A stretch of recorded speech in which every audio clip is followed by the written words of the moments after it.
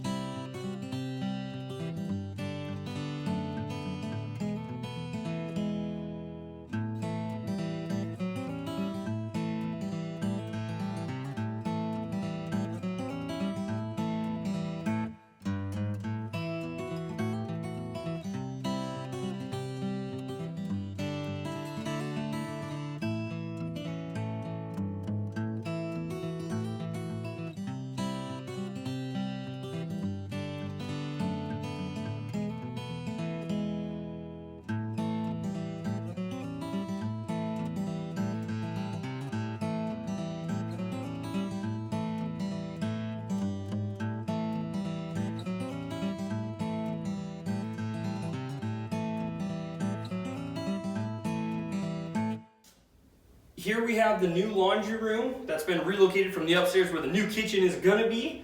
Brought it down here. This is gonna have to be a stackable washer and dryer because we're not quite wide enough this way. We didn't want to rob from this bedroom. So we thought, all right, we've got this clearance. Let's just go, stackable. Let's do that. Softener loop was originally over here. We're not gonna be putting in another softener, but here in Utah, we do have hard water. So I wanted somebody to still have that without having to cut open and do all this work. So I moved the softener loop over to here. So if anybody wants to add it, it will still be accessible because washer and dryer, the width, it's only going to be coming to here. So they'll have all this other space that they can put in a softener. They've got the drain either here or they can use a floor drain that's already existing here in the corner of the room.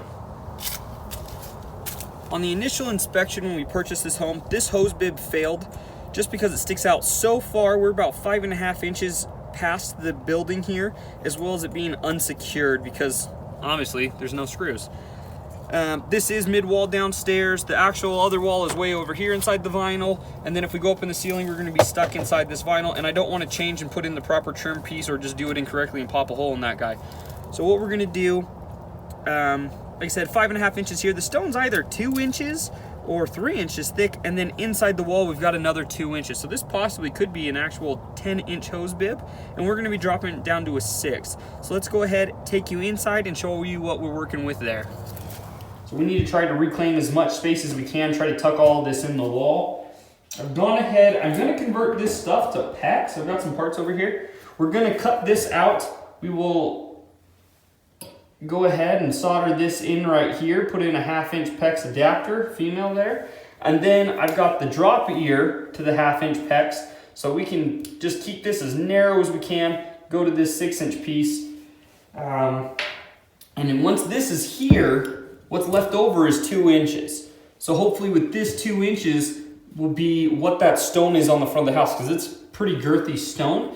That way we can drill those pilot holes outside, secure this hose bib so we don't have to worry about it failing inspection for being loose, especially since nothing is locked down in here.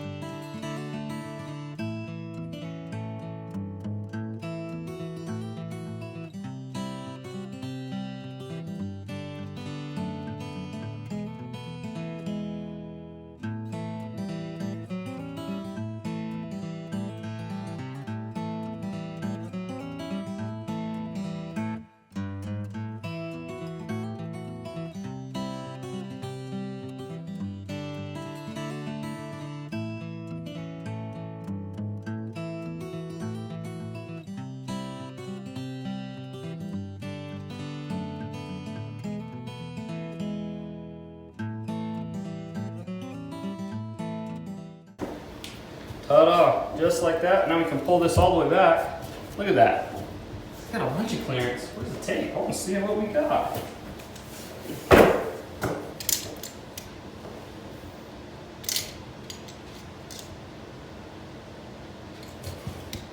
So we're only in this wall 3¼ inches now. So I've got about 2 inches at least of room here now. So that is awesome. Let's go outside and take a look, see how it's doing. Ta-da! All the way against the brick. And that plex has a slight curve in it just because it was on a spool. So when I screw this in, I'll just tweak it over, screw it in straight, and that'll be awesome. Spins nicely. And then over here, we have our old one, which was actually a 12-inch. So it wasn't a 10 or an 8 like I thought, it was 12. And there we go. Done and done. Over here, we've taken out the old water heater that was the 40-gallon that used to sit here, and we've now swapped it and upgraded to a 50, since this wall originally was planned to be back here, and we moved it out further. We got that clearance of that 2½ inches on each side that's required for this water heater for the combustion air inlet, which is actually bigger because the drywall is back another 3½ inches because of the 2x4s. So we were able to go 50 gallons, since this is now a 5-bedroom house versus a 4-bedroom house. So with 5 people, you'd rather have a 50 anyhow. And we're going to go ahead and swap this in. I'm going to kind of give you a rundown of how we're going to do this, and then I'm going to switch to time-lapse. On this, before it was done rigid, which is the nice way to do things, it's got dielectrics. The way I'm going to do this is going to be a little bit different.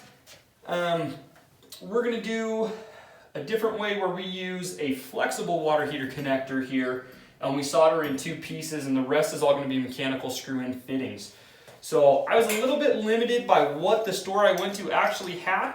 So this is 3/4 because that's what my lines are. If you're in an older house, they might be a 1/2 inch line. But this is 3/4 FIP both sides, which is just female threads on both halves, or both of these sides.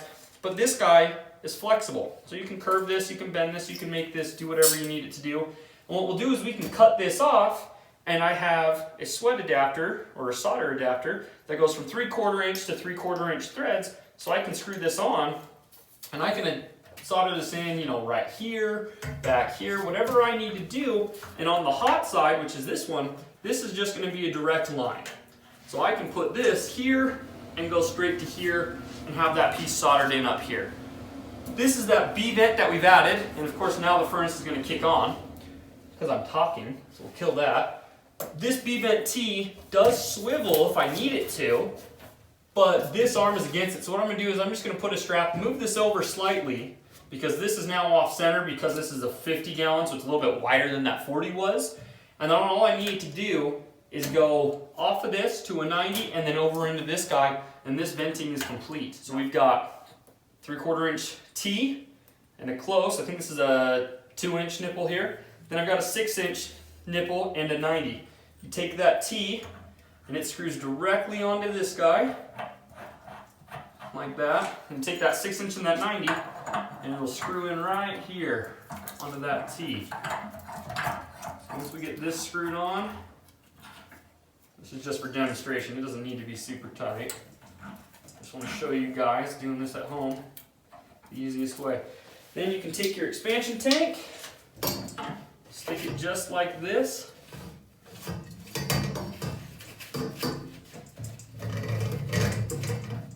And this, since it's all done and this heavy ridge is now considered a supported expansion tank.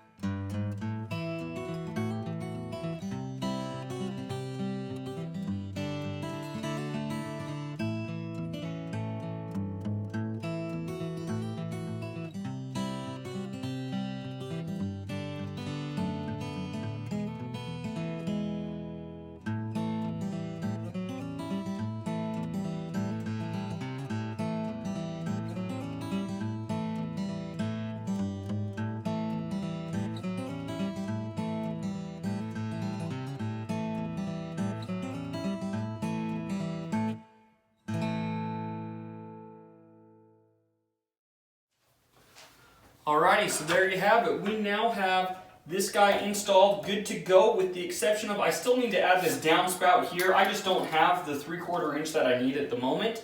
But all that is just a pipe here that goes down. Once we get that situated, this thing will be ready to rock and roll. We added these sweat-in adapters, got these guys screwed in. Had to do a little S here just because of how far down this was. I could have done the same thing I did here, bring this up, but I would have had to have another shutoff valve, so I'm just using what was already here. There's nothing pinched, nothing impeding, not a big deal. Got the expansion tank up here that is pressurized to match the house's water pressure, as well as we did do that 4-inch rigid vent that comes up to here, slightly sloping upward into our main flue stack here, and then as well as I did add a support strap here for this hot line. Earthquake straps were added as well since they were missing from the previous one. This guy is good to go.